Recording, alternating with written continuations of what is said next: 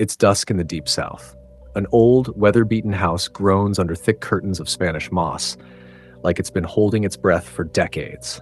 Inside, an elderly woman rocks slowly in her chair, whispering names that sound like they've already faded out of history. But here's the part that should make you uneasy. She's not just forgetting because she's old.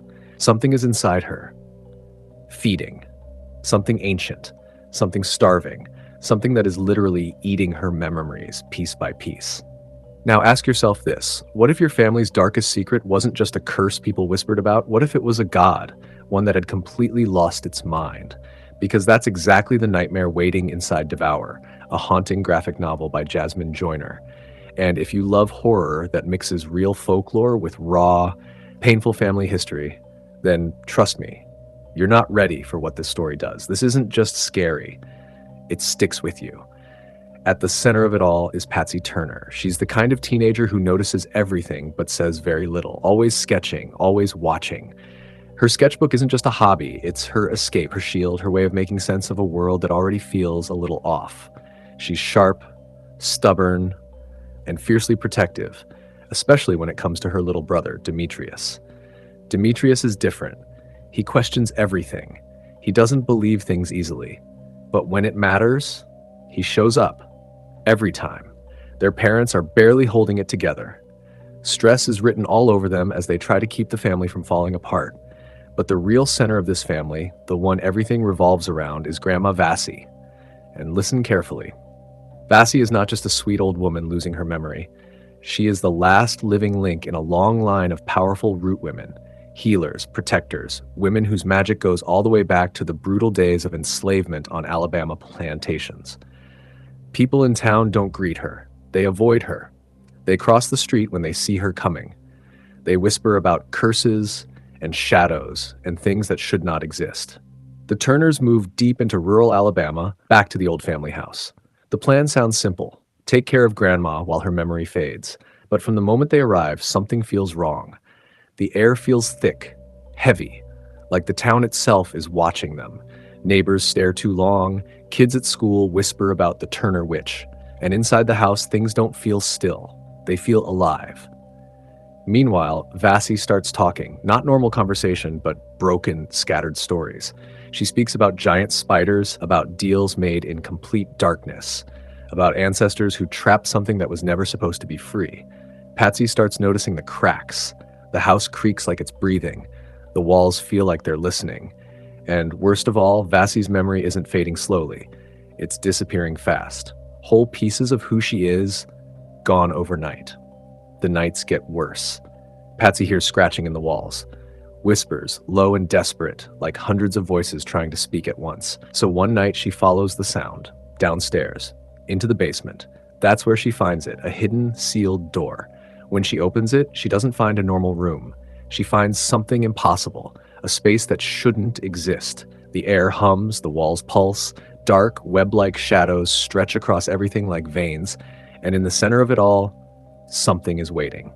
His name is Anansi, but forget every story you've ever heard. This is not the clever trickster from old folktales. This version is broken, twisted, destroyed by centuries of pain. Long ago, enslaved people prayed to him. They poured their suffering into him. The beatings, the loss, the grief, the fear, and he took it all in. Every story, every scream, every broken piece, until something inside him snapped. He didn't become a protector.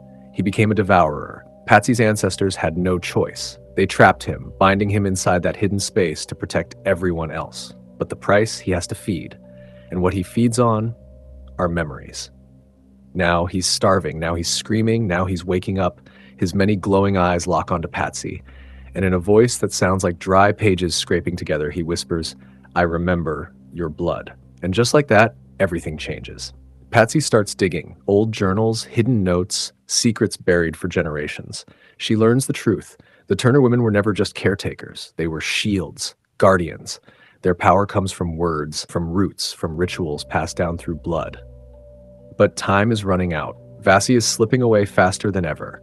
She forgets names, faces, even the people she loves most. The house begins to turn against them. Shadows crawl across the floor like living things. The walls shift.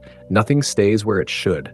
Then Demetrius sees it too, a vision of their ancestors chaining something down in that very basement.